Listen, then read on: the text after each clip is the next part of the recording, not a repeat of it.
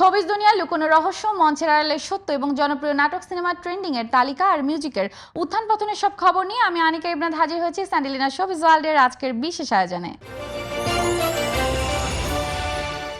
বিভিন্ন ক্ষেত্রে উল্লেখযোগ্য অবদানের স্বীকৃতি হিসেবে দেশের 9 বিশিষ্ট ব্যক্তি এবং একটি সঙ্গীত দলকে এ বছরের 21শে পদকের জন্য মনোনীত করেছে সংস্কৃতি বিষয়ক মন্ত্রণালয়। গত বৃহস্পতিবার উপদেষ্টা পরিষদের বৈঠক শেষে এক সংবাদ সম্মেলনে নির্বাচিতদের নাম ঘোষণা করেন প্রধান উপদেষ্টার প্রেস সচিব শফিকুল আলম। এ সম্পর্কে বিস্তারিত জানবো শুরুতেই।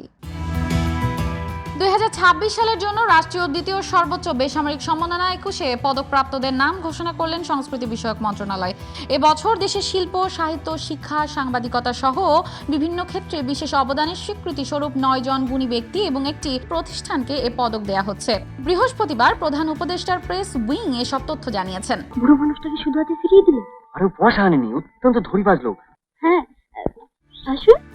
পদকপ্রাপ্তরা হলেন চলচ্চিত্রে ফরিদা আক্তার ববিতা, চারুকলার প্রফেসর মোহাম্মদ আব্দুস সাত্তার, স্থাপত্যে মেরিনা তাবাসসুম, সঙ্গীতে আয়ুব বাচ্চুন,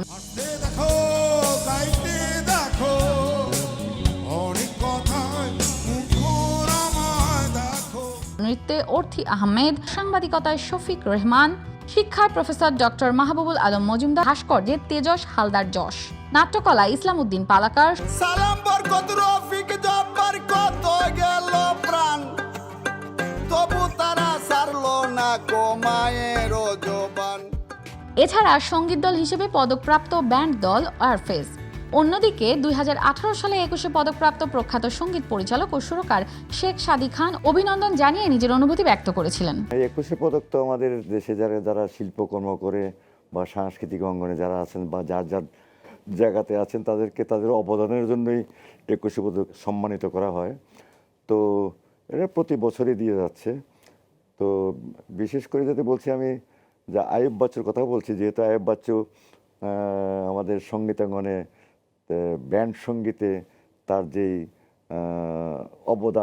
অবদান বলছি আমি, সেই জন্য সে যেইভাবে ব্যান্ড সঙ্গীতকে আঁকড়িয়ে ধরে রেখেছিল এবং ব্যান্ড সঙ্গীতকে আরও ডেভেলপমেন্ট করার জন্য চেষ্টা করছিল, সেই জন্য তার প্রতি আমরা সবাই ভালোবাসা, বাচ্চা যদিও আমার বয়সে ছোট, ভালোবাসা অবশ্যই তার প্রতি আছে এবং শুভেচ্ছা জানাচ্ছি যারা 21শে পদকে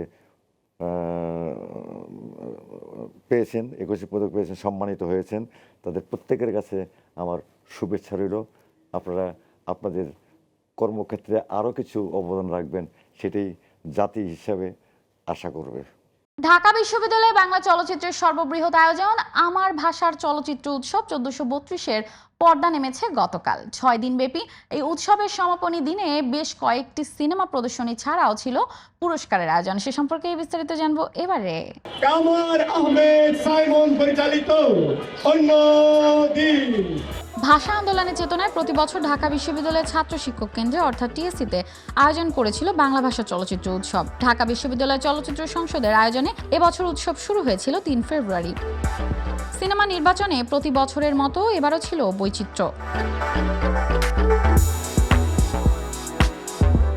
উৎসবে 20টি পূর্ণদৈর্ঘ্য এবং 3টি স্বল্পদৈর্ঘ্য সিনেমা দেখানো হয়েছে। 6 ফেব্রুয়ারি প্রদর্শনীতে ছিল হারুনা রশিদের মেঘের অনেক রং, তোজাম্মেল হকের বেদের মেজোসনা, মিঠুন খানের নীলচক্র এবং কামার আহমেদ সাইমনের অন্যদিন। ছবিটা যদিও দুনিয়ার বহু জায়গায়, বহু ফেস্টিভ্যালে বহু রকম অ্যাকনোলেজমেন্ট বা রিকগনিশন পাইছে বা ট্রাভেল করছে, কিন্তু আশ্চর্যজনকভাবে এই ছবিটা কিন্তু গত 4 বছর ধরে আটকানো ছিল এবং এখন ছবিটা শুধু মুক্তিই পাই নেই, এইরকম একটা আমার ভাষার চলচ্চিত্রের মতো একটা জায়গায় ছবিটা একদম পাবলিক ফোরামে নিয়ে আসতে পারে আমি ভীষণ এক্সাইটেড ফিল করতেছি। বিদেশের ছবিকে এখানে না এনে, বিদেশি ছবির তকমা এখানে না এনে দেশের ছবিকে, সব রকম ছবিকে একসাথে একটা আমব্রেলার মধ্যে নিয়ে আসছে না, এটা একটা ইউনিক জার্নি এবং এটা আমি ভীষণভাবে সেলিব্রেট করি বলেই দেশে অন্য কোনো ফেস্টিভ্যালে কিন্তু আমি ছবিটা দেই নাই। ফাইনালি এই ছবিটা এইখানেই দেখানোর মেইন উদ্দেশ্য হচ্ছে এখানে 5 রকম ছবির সাথে আমার ছবিটা দেখানো হচ্ছে। গত 8 ফেব্রুয়ারি সকাল 10টায় পর্দা ওঠে বেলাল আহমেদ পরিচালিত আলোচিত চলচ্চিত্র নয়নের আলো দিয়ে। এরপর দুপুর 12:30টায় প্রদর্শিত হয় কাজী হায়াত পরিচালিত বহুল আলোচিত সিনেমা ধর। সামাজিক ও রাজনৈতিক বাস্তবতা নিয়ে এই সিনেমায় প্রয়াত চিত্রনায়ক মান্নার অভিনয় বেশ আলোচিত। সমাপনী দিনের বিকেল 3:30টায় ছিল 3টি স্বল্পদৈর্ঘ্য চলচ্চিত্রের বিশেষ প্রদর্শনী, যেখানে নতুন প্রজন্মের নির্মাতাদের ভাবনা এবং ভাষা তুলে ধরা হয়। অন্যান্য বছরের মতোই, ইনফ্যাক্ট আমার মনে হয় অন্যান্য বছরের দ্বিগুণ আরো সমাগম, আরো আমেজপূর্ণ চলছে আমার মনে হয়। এবারে আসলে আমাদের প্রতি বছরে বিভিন্ন থিম থাকে। এবারে আমাদের থিমটা হচ্ছে পুরনো বাংলা সিনেমার পোস্টারগুলো। তো আমাদের যত ডিজাইন দেখতে পারবেন এবং যত প্রমোশন সব কিছু হচ্ছে মানে এই থিমটা রিলেট করেই করা। দর্শকদের উপস্থিতি বেশ ভালো এবার, অনেকগুলো সিনেমাতে হাউসফুল হয়েছে। উৎসবের পর্দা নামে সন্ধ্যা 6:30টায় জয়ব্রত দাস পরিচালিত the academy of fine arts চলচ্চিত্র প্রদর্শনের মধ্য দিয়ে এই দিনই আনুষ্ঠানিকভাবে ঘোষণা করা হয় উৎসবের সবচেয়ে মর্যাদাপূর্ণ স্বীকৃতি হীরালাল সেন পদক।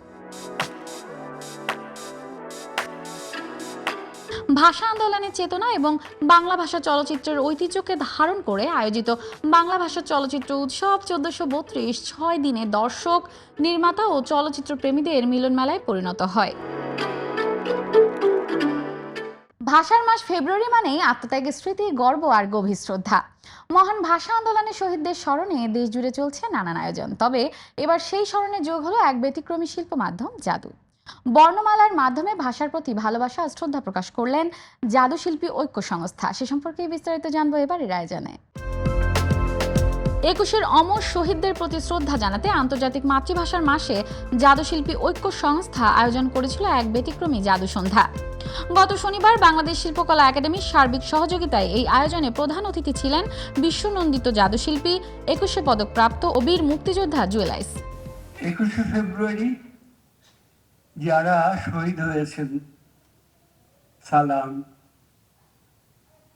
জব্বার, শফিক, রফিক, বরকত, এমনি কয়েকজনের নাম, 8-9 জনের নাম আমাদের বেশ পরিচিত, কিন্তু ওদিন শহীদ হয়েছিলেন 40 জনের ওপরে মানুষ। কিন্তু অধিকাংশ ডেড বডি মেডিকেল কলেজের মধ্যে থেকে ওই সশস্ত্র বাহিনী নিয়ে গিয়েছিল। আমি এই দেশের ম্যাজিকের ইতিহাস জানতাম। আপনারা জাহাঙ্গীরনামা যারা পড়েছেন, জাহাঙ্গীরের আত্মজীবনী, তারা জানেন আমাদের ইতিহাস, প্রাচীন ইতিহাস ম্যাজিকে। তো আমি চিন্তা করলাম যে শিক্ষক অনেকেই হয়, অনেক ভালো ভালো শিক্ষক হবেন। আমি বাঁশি বাজাতাম, রেডিওতে ক্লাসিক্যাল বাঁশি বাজাতাম। সঙ্গীত শিল্পী, বাঁশি বাদক, সেতার বাদক অনেকে হবেন, কিন্তু ম্যাজিক নিয়ে তো এইভাবে করে পাগলামি কেউ করেনি। আমি ম্যাজিকের ব্যাপারে একদম পাগলই ছিলাম, মানে আক্ষরিক অর্থে পাগলই বলতে পারেন। কারণ আমার কাণ্ড কারবার দেখলে পরে আমার মা কান্না করে দিত, কিন্তু তুই সারাদিন এই কাজ করিস। আরও ছিলেন বিশিষ্ট জাদুশিল্পী বিপাশা আইস, ডাক্তার আব্দুর রহিম, জাদুশিল্পী ঐক্য সংস্থার সভাপতি ও জাদুশিল্পী শাহিন শাহ। আমার নামের পরে, শাহিনের পরে যে শাহ নামটা, সেটা তার দেয়া। আমি বললাম একদিন হঠাৎ, দাদা আমাকে একটা নাম দেন, বাবা তো জন্মদাতা পিতা, আমাকে নাম দিয়েছে শাহিন, আর আপনি তো আমার ম্যাজিকের জন্মদাতা পিতা, আপনি একটা নাম দেন। তখন কি ওভার টিএনটি ফোনে আমার কথা, ঢাকাতে আমি তখন, বললো যে তুমি 2 দিন পরে আমাকে ফোন দাও। ফোন দিলাম, বললো তোমার নাম শাহিন শাহ। আমি কি একটা নাম দিলেন, ধাবে জবি নাম দিলেন, শাহিন শাহ, শাহিন শাহ। বলে একসময় মানুষ তোমাকে শাহিন শাহ বলে ডাকবে। দূরদর্শী চিন্তা কাকে বলে?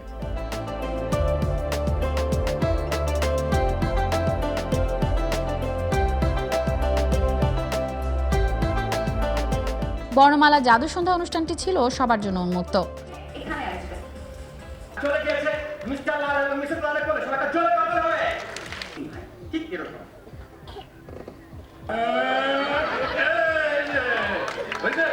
আয়োজকদের মতে ভাষা শহীদদের স্মরণে শিল্পভিত্তিক এমন উদ্যোগ নতুন প্রজন্মের মাঝে ইতিহাস ও সংস্কৃতির বার্তা ছড়িয়ে দিতে গুরুত্বপূর্ণ ভূমিকা রাখবে।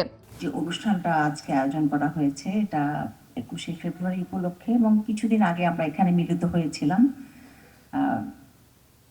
বিজয় জাদু সন্ধ্যায়। তো এই সংগঠনটি যে এই বিশেষ দিনগুলোকে এভাবে উদযাপন করছে, এটা অত্যন্ত প্রশংসার দাবিদার।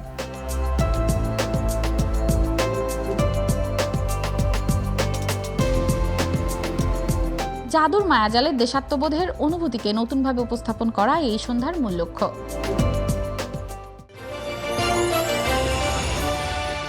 বিরতির পর সবাইকে ওয়েলকাম করছি স্যান্ডিলিনার শোবিজ ওয়ার্ল্ডে।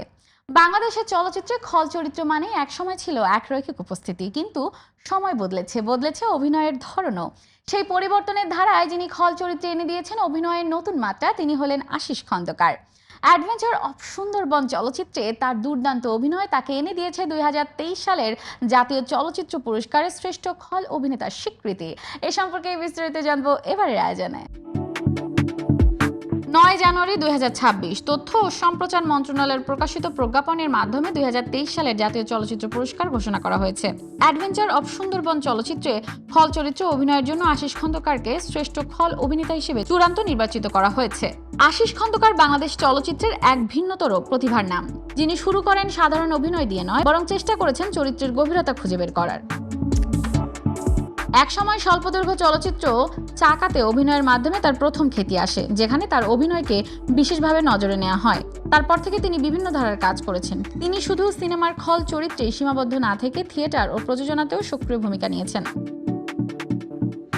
ঢাকার মঞ্চে নতুন নাটক স্টেজ ডোর এর পরিকল্পনা এবং প্রযোজনায় নিজেকে যুক্ত করেছেন, যা তার বহুমাত্রিক প্রতিভার প্রতিচ্ছবি। 2018 সালের জনপ্রিয় চলচ্চিত্র অ্যাডভেঞ্চার অফ সুন্দরবনে নসু ডাকাত চরিত্রে তার উপস্থিতি দর্শকদের মন কেড়ে নিয়েছে। কঠিন খল চরিত্র হলেও তার চোখের অভিব্যক্তি এবং পারফরমেন্স সত্যি স্মরণীয় হয়ে ওঠে। 2023 সালে তার কাজকে বাংলাদেশ সরকারের জাতীয় চলচ্চিত্র পুরস্কার 2023 শ্রেষ্ঠ খল অভিনেতার স্বীকৃতি হিসেবে দেয়া হয়, যা তার ক্যারিয়ারের সবচেয়ে বড় মাইলফলক বলে মনে করা হয়। আজ আশিস খন্দকার শুধু খল চরিত্রের অভিনেতাই নন, তিনি নতুন ধারার গল্প বলার শক্তি নিয়ে কাজ করেছেন। অনুভূতি তো সবসময় উষ্ণ হয়, ভালো লাগার বিষয় হয়, অ্যাওয়ার্ড অনুপ্রাণিত করে কিছু একটা করার জন্য, তাই না? আমার ভিতরে এক ধরনের অনুপ্রেরণা জুগিয়েছে অ্যাওয়ার্ড। অবশ্যই আমার কিন্তু একটা দীর্ঘস্থায়ী একটা স্ট্রাগলিং আছে, আর স্ট্রাগলিংটা হচ্ছে আমার কাছে একটা গ্ল্যামার্স, যেহেতু সেটা যখন শিল্পের জন্য হয়, শিল্পের জন্য যে ত্যাগটা হয়ে যায় সেটা আসলে ত্যাগ থাকে না বলে মনে হয়। যখন ন্যাশনাল অ্যাওয়ার্ড, জাতীয় চলচ্চিত্র পুরস্কার, সে যেই পুরস্কারই হোক, অভিনেতার পুরস্কার হোক, সে যে মাধ্যমেই হোক, চলচ্চিত্রে অথবা থিয়েটারে যেটা হয় আর কি, পুরস্কার মানে পুরস্কার, তা অনুপ্রাণিত করে কাজ করার জন্য। এই পুরস্কারে যারা আমাকে মনোনীত করেছেন তাদেরকে জানাই আমার আন্তরিক অভিনন্দন। চলচ্চিত্র ও নাটকের ভূমিকায় নাটকীয়তা, গভীর চরিত্র নির্মাণ ও দর্শকদের কাছে তাজা অভিজ্ঞতা পৌঁছে দিচ্ছেন। মেহুনা, ওম শান্তি ওম, হ্যাপি নিউ ইয়ারের মতো সফল সিনেমার পর প্রায় 12 বছর ধরে শাহরুখ খান এবং পরিচালক ফারাহ খান একসাথে বড় কোনো প্রজেক্টে দেখা যায়নি। এখন আবার সেই জুটিকে নতুনভাবে একসাথে কাজ করতে দেখা যেতে পারে বলে খবর এসেছে। এ নিয়ে বিস্তারিত জানবো এবারের আয়োজনে। 2004 সালে সেই জনপ্রিয় সিনেমা সিকুয়েল মেহুনা 2 নিয়ে আবারও আলোচিত বলিউড অঙ্গন। দীর্ঘ সময় পর পরিচালক ফারাহ খান ফের পরিচালকের আসনে ফিরতে চলেছেন, এমন জল্পনা অবশ্য আগেই শোনা যাচ্ছিল। আর সেই প্রত্যাবর্তন যদি হয় শাহরুখ খানকে সঙ্গে নিয়ে, তবে উচ্ছ্বাস যেন তুঙ্গে উঠবে তা বলাই বাহুল্য। সিকুয়েলে ফারাহ খান শাহরুখের জন্য একটি দ্বৈত চরিত্র তৈরি করেছেন। এই আইডিয়ায় বলিউড বাদশাহও দারুণ আগ্রহী। সিকুয়েলে দ্বৈত চরিত্র এবং ছবির আবেগ ও বিনোদনের মাত্রা আরও বাড়াবে এবং শাহরুখকে দেখা যাবে দুটি সম্পূর্ণ বিপরীত স্বভাবের চরিত্রে। সিনেমাটি হবে দেশপ্রেমে ভরপুর। মূল সিনেমার বেশিরভাগ তারকাই ফিরতে পারেন। আরো আকর্ষণীয় তথ্য হলো সিকুয়েলের মূল গল্পের ভাবনাটি এসেছে স্বয়ং শাহরুখ খানের কাছ থেকেই, যা এ প্রকল্পকে আরো তাৎপর্যপূর্ণ করে তুলেছে। মেহুনা 2 প্রকল্প বাস্তবায়ন হলে সিনেমা জগতে নতুন রেকর্ড তৈরি হতে পারে বলে মনে করা হচ্ছে। তাতে পুরনো ভক্তরা পাবেন প্রিয় চরিত্রের পুনর্মিলনের আনন্দ। নতুন প্রজন্মের দর্শকরা উপভোগ করবেন রোম্যান্স, কমেডি এবং দেশপ্রেমের এক উপভোগ্য সমন্বয়। ইসলাম ধর্ম গ্রহণ করলেন বিশ্বখ্যাত ব্রিটিশ র্যাপার এবং স্প্রিন্টার খ্যাত তারকা সেন্ট্রাল সি। সম্প্রতি এক অনলাইন লাইভ স্ট্রিমে তিনি আনুষ্ঠানিকভাবে কালিমা পাঠ করে ইসলাম ধর্ম গ্রহণ করেন। এ নিয়ে বিস্তারিত জানবো এবারের আয়োজনে। আগের নাম ছিল ওকলি নীল সিজার শু। ইসলাম গ্রহণ করার পর তিনি নিজের নাম পরিবর্তন করে রেখেছেন আখিল। লন্ডনের শেফার্ডস বুশ থেকে উঠে আসা এই র্যাপার বর্তমানে বিশ্ব সঙ্গীতের অন্যতম পরিচিত মুখ। কন্টেন্ট ক্রিয়েটর প্যালাউট বয়ম্যাক্সের সাথে একটি লাইভ চলাকালীন তিনি জানান তিনি ইসলাম ধর্ম গ্রহণ করেছেন। এখন থেকে তিনি আখিল নামে পরিচিত হতে চান। এর আগে সেন্ট্রাল সি তার ধর্মীয় বিশ্বাস নিয়ে জনসম্মুখে খুব একটা কথা বলেননি।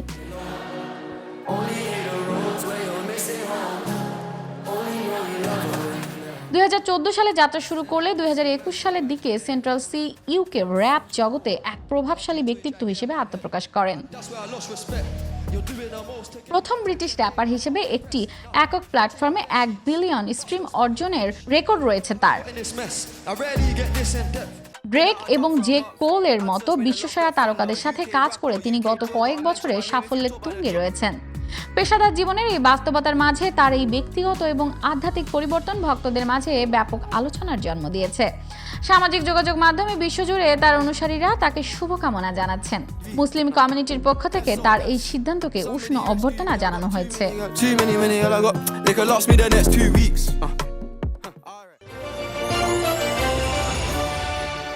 বিরতির পর আবার সবাইকে ওয়েলকাম করছি স্যান্ডেলিনার শো ভিজুয়ালতে। বিশ্ব সঙ্গীত ইতিহাসের অন্যতম আইকনিক ব্যক্তি মাইকেল জ্যাকসনের জীবন কথা নিয়ে নির্মিত বায়োপিকের পুরো ট্রেলার প্রকাশ পেয়েছে। ট্রেলার প্রকাশের পরই বিনোদন জগৎ জুড়ে তৈরি হয়েছে আলোচনার ঝড়। জানা গেছে এই চলচ্চিত্রটি বড় পর্দায় 24 এপ্রিল মুক্তি পাবে। এ সম্পর্কে বিস্তারিত জানবো এবারের আয়োজনে।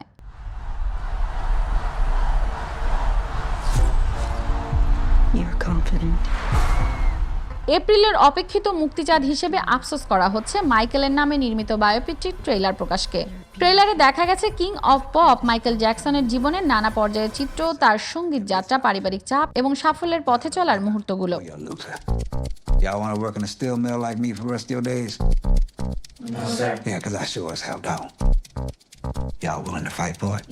এই সিনেমায় মাইকেল জ্যাকসনের চরিত্রে অভিনয় করেছেন তার নিজের ভাইপো জেফার জ্যাকসন। তিনি লেজেন্ডারি শিল্পীর ভৌত চেহারা এবং মঞ্চে উপস্থিতি খুব কাছাকাছি ফুটিয়ে তুলেছেন। ট্রেলারে বিশেষ করে তাকে অনুকরণ করা হয়েছে মাইকেলের সঙ্গীত ও নাচ শৈলীতে, যেখানে দর্শকরা তার বিখ্যাত মুন ওয়াকের অনুরূপ একটি মুহূর্ত দেখতে পাচ্ছেন।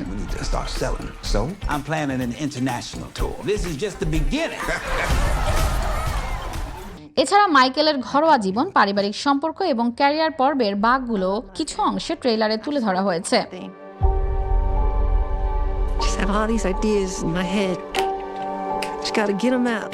চলচ্চিত্রটি পরিচালনা করেছেন অ্যান্টোইন ফুকুয়া, যিনি প্রশংসিত করতে সবসময় দক্ষতার পরিচয় দিয়েছেন, এবং এটি পরিচালনা করেছেন পুরস্কারজয়ী স্ক্রিপ্ট লেখক জন লোগানের লেখা গল্পকে কেন্দ্র করে। এতে মাইকেলের জীবনের বিভিন্ন অধ্যায়ের চরিত্রগুলো রিয়েল দেখা যাবে, যেমন তার বাবা জিও জ্যাকসন, মা ক্যাট হেরিন এবং অন্যান্য পরিচিত শিল্পীদের চরিত্রে অভিনয় করেছেন অন্যান্য গুরুত্বপূর্ণ অভিনেতারা। বিশ্বব্যাপী গ্রাহকরা সোশ্যাল মিডিয়ায় এই ট্রেলারের প্রতি ইতিমধ্যেই শক্ত প্রতিক্রিয়া দেখাচ্ছেন। মাইকেলের ভক্তরা তার জীবনের অসাধারণ গল্প দেখার অপেক্ষায় রয়েছেন এবং অনেকেই এই ছবিকে সঙ্গীত বায়োপিক ইতিহাসের অন্যতম শ্রেষ্ঠ হিসেবে আশা করছেন।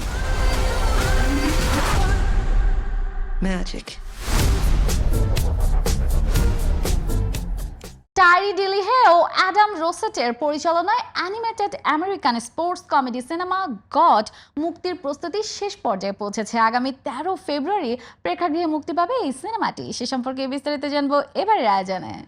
Jeff Fillmore doesn't take a day off, and neither do I. সিনেমার কাহিনীতে দেখা যায় উইল হ্যারিস নামে একটি নৃতাত্ত্বিক ছাগল ঘোষণা দেয় বাস্কেটবলের মতো একটি খেলা বোর বলে সে বিশ্বসেরা হতে চায়। এরপরই ঘটতে থাকে মজার করুণ ভিন্ন ভিন্ন ঘটনা। মৌলিক এই অ্যাকশন কমেডিটি সম্পূর্ণ প্রাণী জগতের উপর ভিত্তি করে তৈরি। সনি পিকচার্স অ্যানিমেশন এই সিনেমা সম্পাদনা করেছেন ক্লোয়ার নাইট। বোয়ার ছাগল উইল হ্যারিসের চরিত্রে কণ্ঠ দেন ক্যালেব ম্যাকলাফলিন। পৃথিবীর দ্রুততম হিংস্র প্রাণীদের আধিপত্য ভেঙে কিভাবে একটি ক্ষুদ্র ছাগল বিশ্বসেরা হয় সে কাহিনী দেখা যাবে এই সিনেমাটিতে। এই সিনেমাটি শুধু হাস্যকর দৃশ্যই নয়, এটি দর্শকদের স্বপ্ন, আত্মবিশ্বাস এবং দলগত বন্ধুত্বের বার্তাও পৌঁছে দেয়।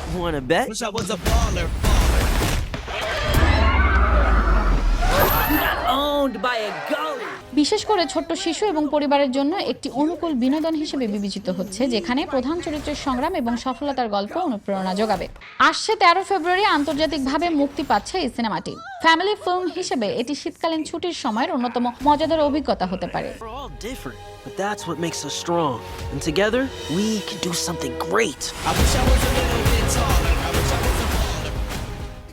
লস অ্যাঞ্জেলেসের crypto.com অ্যারিনায় অনুষ্ঠিত 68তম গ্র্যামি অ্যাওয়ার্ডসে শিল্পী অলিভিয়া ডিন সেরা নতুন শিল্পী পুরস্কার জিতে নেন। এটি তার প্রথম গ্র্যামি জয় এবং আন্তর্জাতিক সঙ্গীত প্রেমীদের কাছে একটি অনুপ্রেরণাদায়ক মুহূর্ত হিসেবে বিবেচিত হচ্ছে।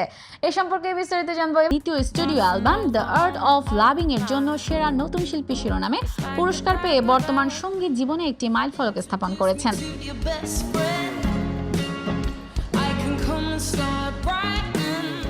এর মধ্যে গান ম্যান আই নিড বিশ্বব্যাপী চার্টে সাফল্য পেয়েছে এবং দিনের প্রতিভাকে নতুন উচ্চতায় পৌঁছে দিয়েছে। The Grammy goes to Olivia Dean. Grammy award পুরস্কার গ্রহণের সময় তিনি আবেগঘন ভাষণে তার সম্মান ও কৃতজ্ঞতা প্রকাশ করেছেন। তিনি বলেন, আমি এখানে দাঁড়িয়েছি একজন অভিবাসীর নাতনি হিসেবে। আমি সাহসের একটি ফল এবং আমার পূর্বপুরুষরা যাদের জন্য এমন জীবনের সুযোগ। আমি অ্যাওয়ার্ডসের মঞ্চে অলিভিয়া ডিনের এই জয় ও ভাষণ যুব সমাজের পাশাপাশি অভিবাসী সম্প্রদায়ের গর্বের বিষয় হয়ে উঠেছে। আন্তর্জাতিক সংবাদ মাধ্যমগুলো এই মুহূর্তকে গ্রামের সবচেয়ে আবেগঘন এবং অর্থবহ মুহূর্তগুলোর একটি হিসেবে। স্যান্ডেলিনা শোবিজ ওয়ার্ল্ড থেকে আজকের মতো বিদায় নিচ্ছি। পরবর্তী আপডেট নিয়ে আবারও ফিরবো আগামী সপ্তাহে নতুন সব গসিপ আর গ্ল্যামার নিয়ে। সে পর্যন্ত সবাই ভালো থাকুন, সুস্থ থাকুন, বিনোদনের সাথেই থাকুন।